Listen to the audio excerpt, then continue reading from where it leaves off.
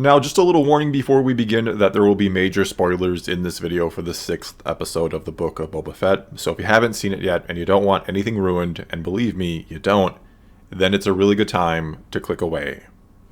Okay, so I'll start out by saying that once again this week, this was a pretty poor episode of the Book of Boba Fett. But it was a fantastic episode of the book of every other character in Star Wars that fans love. And not literally every other character, but pretty close to it when you consider that Cad Bane showing up barely cracks the top 5 coolest appearances in the episode, and that his duel with Cobb Vanth, as awesome as it was, isn't even close to the best moment in the episode, an episode that was just filled with incredible moments. However, not a single one of them, not a single great moment in a show called, again, The Book of Boba Fett, in case you've forgotten what it's called at this point, not a single one of them belonged to Boba Fett. In fact, the only thing he did in this episode was give a bit of a nod of the head to Din Djarin when he shows up for the meeting that reminded us that yes, there is or was a story with Boba Fett and the Pikes that was set up in the first 4 episodes of the series, one that now has a whole week or whole one single episode left to give us a satisfying resolution to. And look, these last 2 episodes, and especially this one, have been some of the best Star Wars, well, ever. Certainly some of the best here in the Disney era. Right up there, and probably better, in my opinion, than something like the Siege of Mandalore arc in the Clone Wars, which is high praise indeed. But the thing is, the odd part about all of this is they didn't need to do this. Which, again, doesn't mean I don't love this or haven't loved these previous 2 episodes or that I'm really, truly upset or anything like that about how it's all played out. But this is, or was, Boba Fett's show we're talking about here. This was supposed to be the show that sort of cemented the legacy of this character, that built him up to be the character many fans have always kind of imagined him to be. And though, yeah, you can argue the first 4 episodes were doing a good job of that, and the finale still has a chance to conclude this well, in these previous 2 episodes, he's completely had his thunder stolen out from underneath him. I mean, I thought last week when it was just Din Djarin, and I say just relatively here, when it was just the Mandalorian coming in and basically stealing away an episode from Boba Fett, I thought that was bad enough that he was upstaging him. But then this week, in this episode, you bring in Luke, Ahsoka, Grogu, R2, and Cad Bane, not to mention more Mandalorian or more Din Djarin, as well as Cobb Vanth, who, though not in the same league as these other characters, has become a good character in his own right. Anyway, you bring in all these characters and you give us all these little treats, if you will, and it's like, how am I supposed to get excited for Boba's story again? How am I supposed to care about how he handles the Pikes next week, when all I want to know is what choice will Grogu make? Even though, yes, I think we know what choice he'll have to make, or what choice he'll have to make in order to align with the sequels, assuming it will align with the sequels, which it likely will, but who knows, I guess. Either way, let's save that discussion for another video and assume this will indeed align with the sequels. And so, that choice he makes, in order for these sequels to make sense, is to pick the Beskar chainmail and to go back to the Mandalorian, where he'll of course be in season 3 of that show coming up later this year, or early next year whenever it actually gets released. This choice then explains things like why Luke in The Last Jedi says that Ben was his first student, or why he takes Ben and a few other students and starts a training temple, and thus why Grogu wasn't there at that temple and killed like all his other students were when Ben turns to the dark side and becomes Kylo Ren. It basically means Grogu can survive, and then later on in his life, potentially, he can become a Jedi. He can go back to the Jedi ways while still being a Mandalorian. He could be the next Tar Vizsla and even wield the Darksaber for some reason. Which, yeah, as I said last week, kind of sounds both awesome and ridiculous at the same time. But it is something I could see happening one day. Anyway, setting speculation aside for now, the fact that I'm personally torn about what I'd like to see Grogu pick, that there is a part of me that wants him to pick Din Djarin and become a Mandalorian, and this other part of me who loves Luke Skywalker, who wants to see him pick that lightsaber, to pick Yoda's lightsaber and become a Jedi, even though that lightsaber kind of got destroyed in a new canon comic book, the Darth Vader comic series, which means that's either been retconned, that comic is retconned, or Yoda always had or has made another lightsaber somewhere along the way. Which certainly isn't impossible that he had or made another lightsaber, because he does train Luke with a lightsaber during the events of The Empire Strikes Back. It happens in the novelization, and there is even a deleted scene where Luke is using a lightsaber while Yoda is riding on his back. However, in neither one of those is Yoda actually using a lightsaber, which of course doesn't mean he didn't have one at that time and didn't in some capacity use it while training Luke, and we just never see it or were told or shown it. And then after Yoda's death and Return of the Jedi, Luke takes it and eventually he offers it to Grogu, as we've now seen. But anyway, as I was saying, I'm not sure which one I want Grogu to pick, Jedi or Mandalorian, which says a lot about how well they did building the relationship between those two characters, between Mando and Grogu. I mean, you could just hear the pain in Mando's voice in this episode. You could see or imagine the pain on his face when he saw Grogu again, when he saw him up on the hill with Luke and says, "I came all this way, he's right there," after Ahsoka, of course, offers to take the gift up to him, instead of letting Mando take it to him himself. It's just a fantastic job they've done with these two characters, and it's amazing that there's a part of me that wants to pass on potentially seeing Luke, my favorite character not only in Star Wars but fiction, seeing him train Grogu even more, in order for him to instead get back with Din Djarin, even though the little bit of Jedi training we did get in this episode was simply beautiful. Everything from Yoda's theme playing at one point to what looks like the very same backpack that Yoda was once in during Luke's training, to Luke then running through the forest with Grogu on his back, just like he did with Yoda in the swamps of Dagobah. It was all so perfect and beautiful. Thank you to Dave Filoni and everybody else involved in creating this episode. Anyway, it all brings a whole new meaning to Yoda's words to Luke in Return of the Jedi to pass on what he has learned, even though he's of course referring to passing it on to Leia. But he instead ends up passing it on to another of Yoda's species. And for all we know, it could be one of the last of his species, though I have no real reason to surmise that other than it just feels like a possibility. It feels like there might only be a few of their kind left in the galaxy, like their light is fading from it, which would then put more weight on Grogu's decision, of course.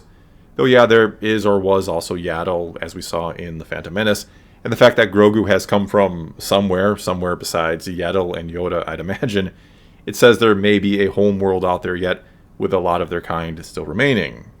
Luke even basically asks about it, asks if he wants to remember or does remember his homeworld, which led to yet another incredible scene in this episode where we flash back to the attack on the Jedi Temple on Coruscant, and we see the 501st, and the clone troopers looked incredible in live action here, not all CGI'd like they were in the prequels, and of course in the Clone Wars as well, where they were animated. Anyway, we saw them gun down several Jedi before they spot Grogu, which is where the flashback ends. We don't actually see who saves Grogu, who picks him up, or whatever, and takes him away and into hiding. Though something tells me we will learn that story someday, we will see the continuation of it somewhere, and maybe in a Grogu and Luke series, should the little fella make that choice, should he pick Luke instead of the Mandalorian. And for me, this episode was proof that such a series in live action could work and work well. I thought they did a really good job with Luke all around here, from the way he looked to his mannerisms and his voice. It, for the most part, felt like Luke. It felt like Mark Hamill, Luke Skywalker here, even though, yes, I know Hamill did have a part to play in bringing this to life. He was not, of course, the one actually playing Luke in this, though. And no, I'm not trying to argue it looked absolutely perfect, but if it means getting more young Luke Skywalker, I'll gladly take what they give us. Not to mention, they can only get better with the technology in time. And I do think we'll be getting more Luke. I do think we'll be getting a lot more Luke, in fact. I don't know about a Grogu and Luke Jedi Academy series, or whatever they'd call it, but I do expect more of him, probably or very likely in the Ahsoka series. I mean, I don't know about you, but this felt more like a tease than anything else. There wasn't much between those two, between Luke and Ahsoka, and I'm almost a little disappointed we didn't get to see their very first meeting, the moment when Ahsoka sees the son of her former master for the very first time, and Luke gets to meet someone with a connection to his father that can tell him stories about his father. Well, someone besides R2, that is. I've always wondered why R2 never told Luke about his father, or if he did or does at some point. And no, R2 does not have his memory wiped at the end of Revenge of the Sith. That was only 3PO. And it doesn't seem to have happened to him, to R2 having his memory wiped in the meantime, because he seems to apparently remember Ahsoka just fine in this episode. And he also remembers her in the Ahsoka novel in the new canon, assuming that book is still part of the new canon, since a lot of it gets undone by the Siege of Mandalore arc. But anyway, not to get into that and not to sound like I'm complaining, it was incredible and a long time coming to see Luke and Ahsoka together. But it did feel brief, just a few lines referring to Anakin, not even saying his name, instead of the type of conversation I think we were all hoping to eventually see between these two, and still hoping to see at some point.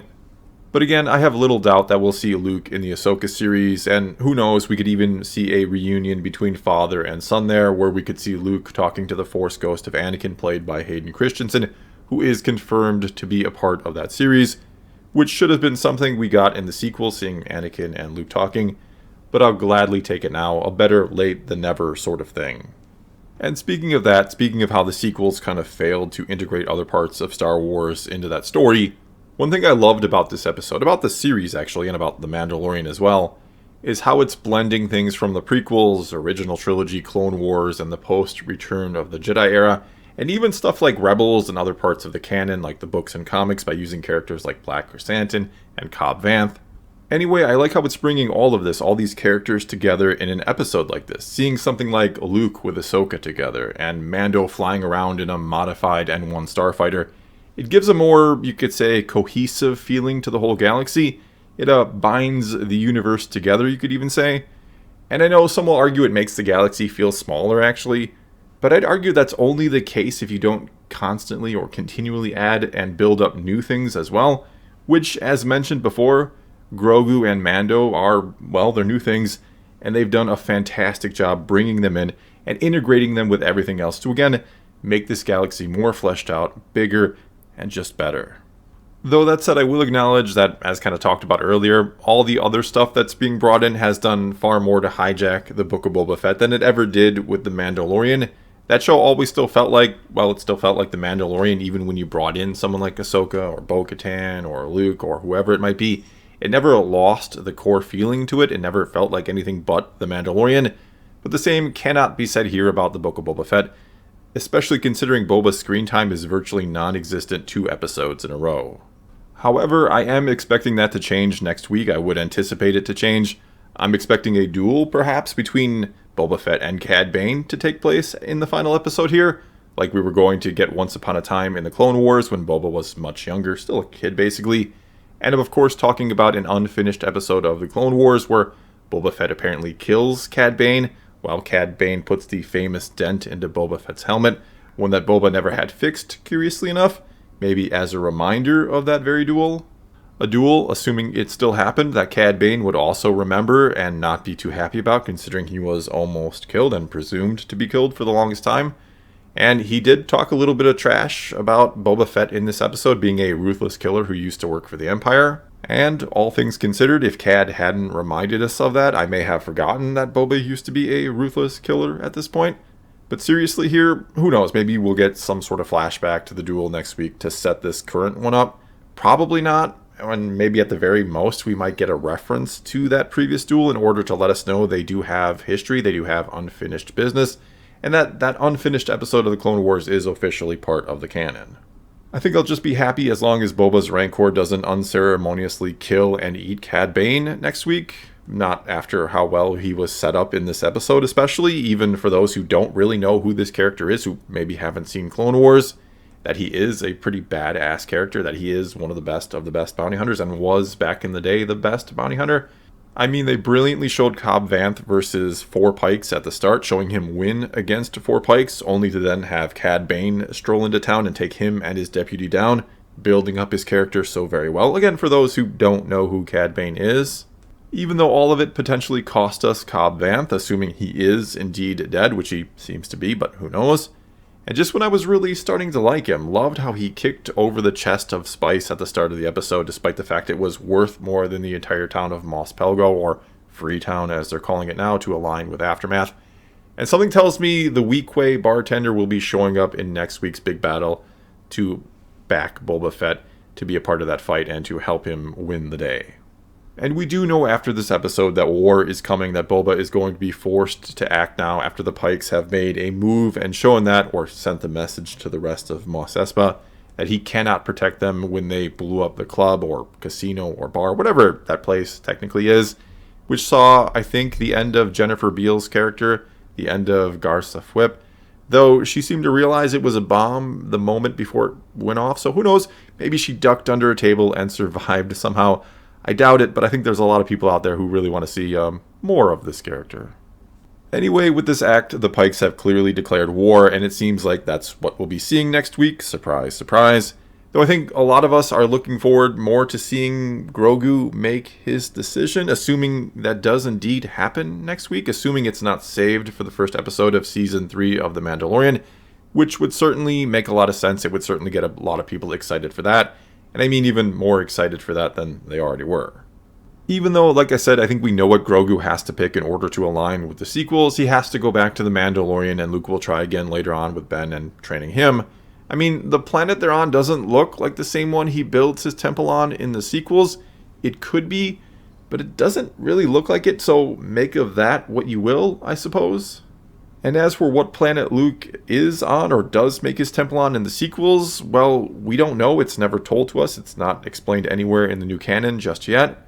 Just like this planet that they're on in this episode is unknown, even though I guess it could pass for anything from Yavin to Tython. I don't know. Either way, Mando knew where it was located, so there's that. Again, make of that what you will.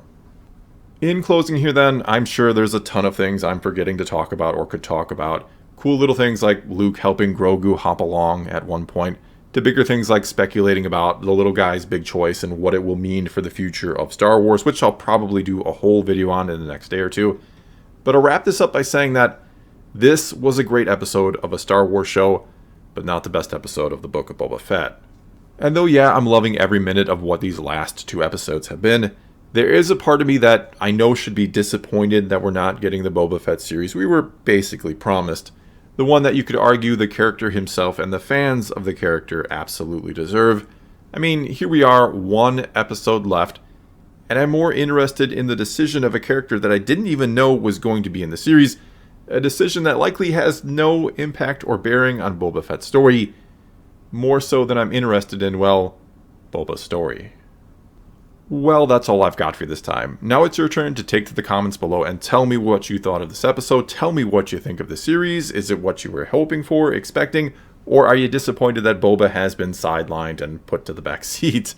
Whatever the case may be, leave a comment below and let's talk some Star Wars. And until next time, thanks for watching.